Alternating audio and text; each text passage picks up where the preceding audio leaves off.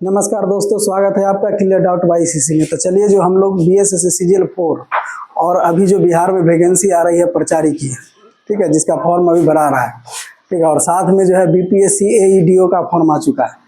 तो आशा करते हैं कि आप लोग ये फॉर्म को भर लिए हैं, नहीं भरे हैं तो जल्दी ही भर लीजिए, ठीक है।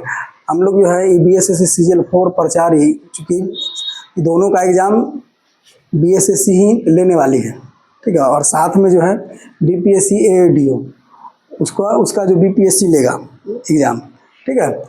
तो इस सब की एक सामूहिक तैयारी जो है, जो जीके जीएस की सारे लोगों की डिमांड रहती है कि जीके जीएस कैसे पढ़े, क्या करें। तो उसी के लिए जो है हम लोग जो है इस सीरीज को जो है शुरू किया है। तो हम लोग जो आज जो देखने वाले हैं, हम लोग सिलेबस देख रहे हैं अभी, ठीक है।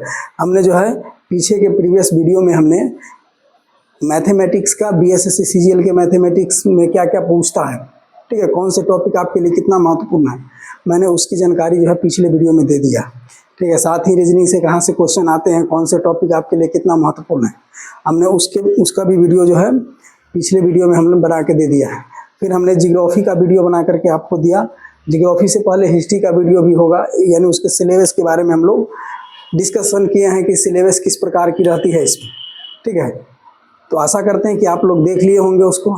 देखिए, कोई भी तैयारी जब आप शुरू करते हैं तो उसमें सबसे पहले होता है कि आप उसके सिलेबस के बारे में जानते हैं कि नहीं, ठीक है। क्या होता है कि अभी विद्यार्थी पढ़ते हैं, लेकिन पढ़ने के क्रम में क्या गलतियां करते हैं, छोटी मोटी गलतियां होती हैं, जो सारे विद्यार्थी नहीं करते हैं, लेकिन कुछ विद्यार्थी करते हैं जिनको जो है सफलता प्राप्त करने में, अर्थात जो है एग्जाम को टैकल करने में उनको कठिनाइयों का सामना करना पड़ता है। वो सबसे पहले होती है सिलेबस की जानकारी नहीं होना, ठीक है। बच्चे जो है जनरल कंपटीशन के नाम पर जो है पढ़े जाते हैं, उनको लगता है कि जनरल मतलब जो भी पढ़ लेंगे वो सब जनरल का हो जाए। नहीं, यानी प्रत्येक एग्जाम का एक अपना सिलेबस होता है, ठीक है। उस सिलेबस को जो विद्यार्थी अच्छे ढंग से पढ़ लेता है, कवर कर लेता है, वो अच्छे तरीके से जो है एग्जाम को कवर कर पाता है, वो अच्छे तरीके से जो है क्वेश्चन पेपर को बना पाता है, ठीक है। और हम उसी के लिए आपको सबसे पहले क्या किए हैं कि जितना जीके जीएस का सिलेबस हो बीएसएससी सीजीएल 4 में, जो मैथ का कहाँ से कौन सा टॉपिक आपके लिए महत्वपूर्ण है, उसकी है ना सारे की वीडियो, ताकि आप सबसे पहले सिलेबस जानिए कि आपको पढ़ना कितना है, ठीक है। सारा चीज़ पढ़ना नहीं होता है, जो एग्जाम में आता है उस चीज़ को छोड़ करके जाना नहीं होता। बात समझ गए कि नहीं? तो इसीलिए हम जो है उसकी वीडियो जो है आपको दे दिए, ताकि आप सिलेबस जानिए। सबसे पहले जानिए कि क्या आपको पढ़ना है, क्या छोड़ना है, ठीक है। तो इसके लिए हम सिलेबस पर सबसे पहले डिस्कशन कर रहे हैं।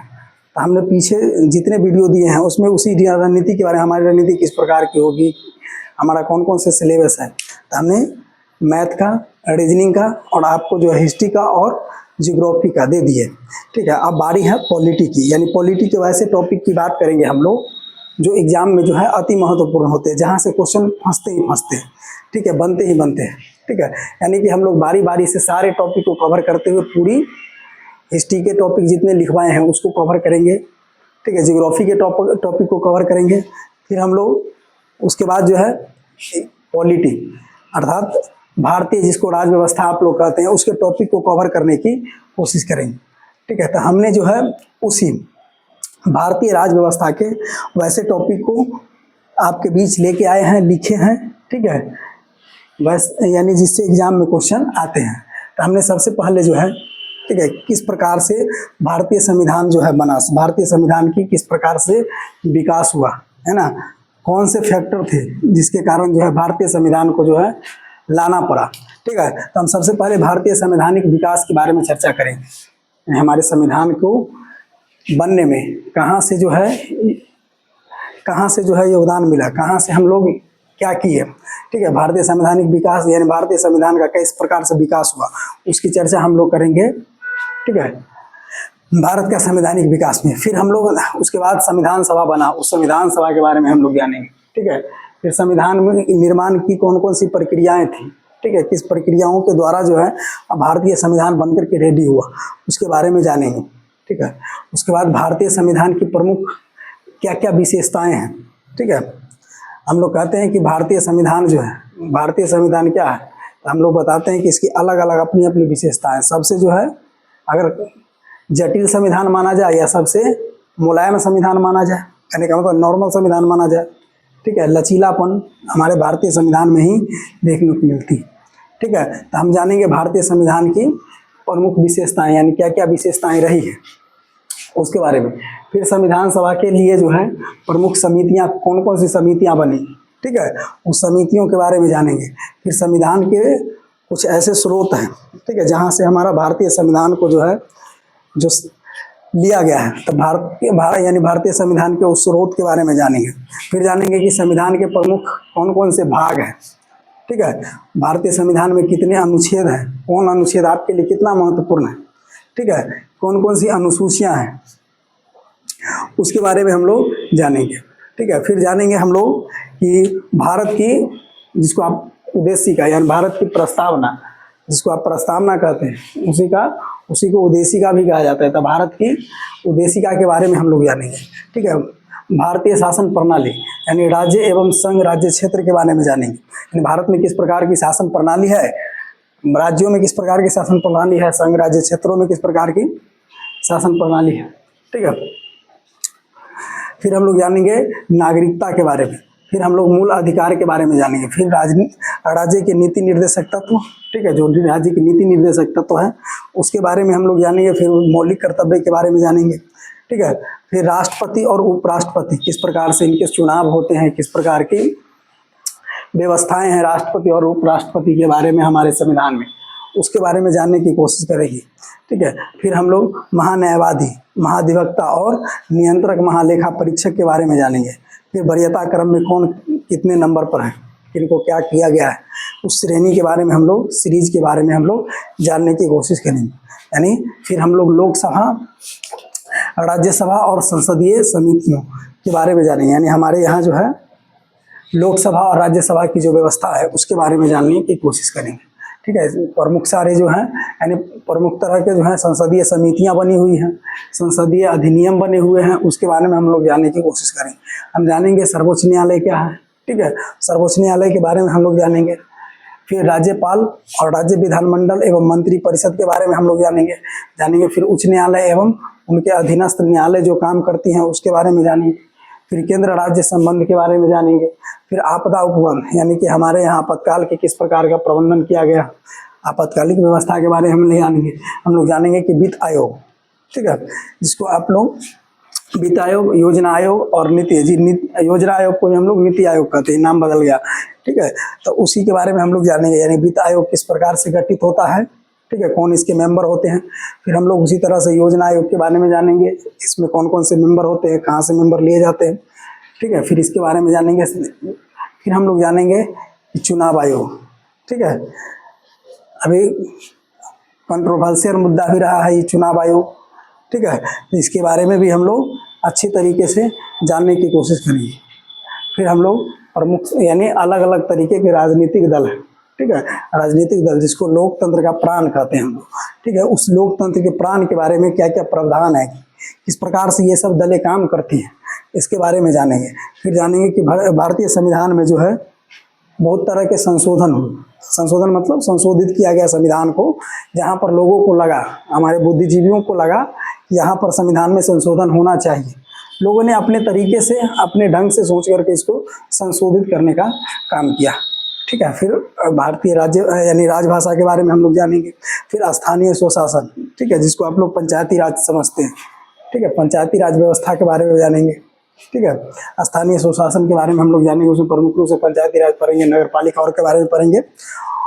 इस प्रकार की जो व्यवस्था बनी हुई है हमारे संविधान में, ठीक है, यानी पंचायती राज किस प्रकार से बनेगा, इसका गठन बाद में, हालांकि शुरुआत में नहीं था, इसको बाद में गठित किया गया, किस प्रकार से क्या किया गया, इसके बारे में जब हम इस टॉपिक को पढ़ेंगे, ठीक है, तो विशेष रूप पर इस पर जो है डिटेल चर्चा होगी। ठीक है, कहने का मतलब हुआ कि जितने टॉपिक आप दिख रहे हैं, ठीक है, इस सारे टॉपिक पर जो है एक एक वीडियो हम इतना अच्छा से कोशिश करेंगे कि दें, ताकि उसके बाद आप जब इसको पढ़ लें तो फिर दूसरा पढ़ने की कोई आवश्यकता नहीं है। ठीक है, फिर कुछ वर्गों के लिए विशेष उपबंध किया गया है, उसके बारे में जानना है। और जब इतना सारा काम कर लेंगे, ठीक है, तो बहुत सारे जो ऐसे प्रश्न होंगे जो इसमें से टॉपिक से रिलेटेड नहीं होगा, जो एग्जाम में आ चुका होगा, ठीक है, उस प्रश्न को देखने की कोशिश करेंगे और सबसे पहले हम इसको पढ़ेंगे कैसे, इसको कैसे करेंगे, इसके बारे में सुनिए। सबसे पहले हम मान लीजिए कि पहला टॉपिक हम शुरू किया, भारत का संवैधानिक विकास, इस पर चर्चा होगी, इस पर आपको लेक्चर मिलेंगे, इसको अच्छी तरह से समझाने की कोशिश की जाएगी। ठीक है, जब देन आप इस समझ जाएंगे उसके बाद हम क्या करेंगे, उसके बाद हम इस पर जो है जो क्वेश्चन अभी तक, ठीक है, आपके BSS CGL 4 में, ठीक है, AEDO यानी BPSC जो क्वेश्चन पूछी है वो सारे क्वेश्चन का डिस्कशन करेंगे। ठीक है, ताकि देखिए किसी भी एग्जाम की तैयारी करते हैं तो सबसे पहले उसके सिलेबस को और वह किस प्रकार के क्वेश्चन पूछ रहे हैं, उसका ट्रेंड किस प्रकार की है, इसकी जानकारी होना अति आवश्यक होता है। इसलिए हम क्या करेंगे, हम करेंगे इस टॉपिक को क्लियर करेंगे और टॉपिक क्लियर करने के बाद उसके बाद हम क्या करेंगे, उसके बाद हम उस पर जो क्वेश्चन आया हुआ है एग्जाम में उस क्वेश्चन को डील करेंगे। ठीक है, फिर उस क्वेश्चन में जो है जब आप क्वेश्चन कर लेंगे उसके बाद जो है आपको जो है सफल होने से कोई नहीं रोक सकता है। आप सिंपल सी बात है, आप रणनीति बनाइए, टॉपिक पढ़िए, उससे जितने क्वेश्चन एग्जाम में पूछे गए हैं उसको कवर कर लीजिए। ठीक है, वह टॉपिक जो है हमेशा के लिए आपको जो है क्या हो जाएगा, याद हो जाएगा, और याद हो जाएगा। आप किसी तरह के एग्जाम में बैठेंगे अगर उस टॉपिक से क्वेश्चन आएगा, ठीक है, तो आपसे वह क्वेश्चन छूटने वाले नहीं है। ठीक है, तो चलिए अभी के लिए इतना ही। हम लोग जो है क्या कर लिए, भारतीय राज्य व्यवस्था की टॉपिक को हम लोग देख लिए। ठीक है, उसके बाद हम लोग अब क्या करेंगे, अब करेंगे अगला जो आपको सिलेबस बताया जाएगा। क्योंकि बिहार का आप एग्जाम दे रहे हैं, तो बिहार का एग्जाम दे रहे हैं तो इसमें क्या है, इसमें आपको जीके का भी ज़्यादा यानी जीके का भी पोर्शन आपको देखने को मिलेंगे और साथ में जो है साथ में आपको जो है जीएस का भी यानी जनरल साइंस का भी पोर्शन आपको देखने को मिलेंगे। तो इसके बाद हम क्या करेंगे, जनरल साइंस में, ठीक है, फिजिक्स केमिस्ट्री बायो से कौन कौन से टॉपिक आपके लिए कितना महत्वपूर्ण है जो एग्जाम में आते हैं, ठीक है, वह टॉपिक पढ़ के ही जाना पड़ता है। आप नहीं पढ़ के जाते हैं इसका मतलब है उससे क्वेश्चन आपको छूटना ही छूटना है। ठीक है, तो इसीलिए हम क्या करेंगे, अगले वीडियो में क्या करेंगे, उस टॉपिक को लेकर के आएंगे। ठीक है, साइंस के उस टॉपिक को जो एग्जाम में आते हैं। ठीक है, तो उसके बाद जो है जब वैसे उतना कर लेंगे, उतना करने के बाद फिर हम बिहार स्पेशल के वैसे टॉपिक को लाएंगे जो क्या था, जो एग्जाम में आएगा। जिस प्रकार से यानी भारतीय राज्य व्यवस्था के उस टॉपिक को लेकर के आए हैं जो एग्जाम में आता है, ठीक उसी प्रकार से हम क्या करेंगे, बिहार स्पेशल। ठीक है, बिहार स्पेशल लेकर के आएंगे, उसमें कौन कौन से टॉपिक आपके लिए महत्वपूर्ण है उसको लिखेंगे। ठीक है, देन उसके बाद हम क्या करेंगे, बारी बारी से जो है इसको जो है जैसे हिस्ट्री लेंगे और हिस्ट्री के जितने टॉपिक हैं वो सारे टॉपिक को करते हुए उस पर क्वेश्चन कराते हुए देन आगे बढ़ेंगे। ये सब करने में जब तक एग्ज़ाम है, ठीक है, जब तक एग्ज़ाम का डेट अनाउंस नहीं हो जाएगा तब तक हम कोशिश करेंगे इसको, जब एग्ज़ाम डेट अनाउंस हो जाएगा तब तक इसको ख़त्म कर लेंगे। ख़त्म करने के बाद क्या करेंगे, फिर हम उसका प्रैक्टिस करेंगे। प्रैक्टिस मतलब हम सेट प्रैक्टिस करेंगे। जैसे मान लीजिए कि अब एग्ज़ाम का डेट अनाउंस हो गया 1 महीना पर, यानी कि हम एग्ज़ाम डेट आने से 1 महीना पहले अगर आ गया कि हाँ अब एग्ज़ाम डेट अनाउंस हो गया, हम क्या करेंगे, देन फटाक जो है सारे टॉपिक के वीडियो जो है आपको प्रोवाइड करेंगे। आप क्या करिएगा, सारे वीडियो देख करके उसके बाद, ठीक है, तुरंत जो है सेट प्रैक्टिस में लग जाना है। जब सेट प्रैक्टिस हो जाएगा उसके बाद जो है आपको एग्ज़ाम में जब बैठेंगे तो सारे क्वेश्चन ऐसे लगेंगे कि हम ये सारे चीज़ पढ़े हुए हैं। ठीक है, देन जब आप इतना कर लेंगे तो स्वाभाविक सी बात है कि जब आप इतना मेहनत करेंगे तो आपका रिजल्ट होना स्वाभाविक है। तो उसके बाद रिजल्ट होना तो निश्चित है, होगा ही होगा। तो चलिए बहुत बहुत धन्यवाद वीडियो देखने के लिए। ठीक है, हम लोग मिलते हैं अगले वीडियो में।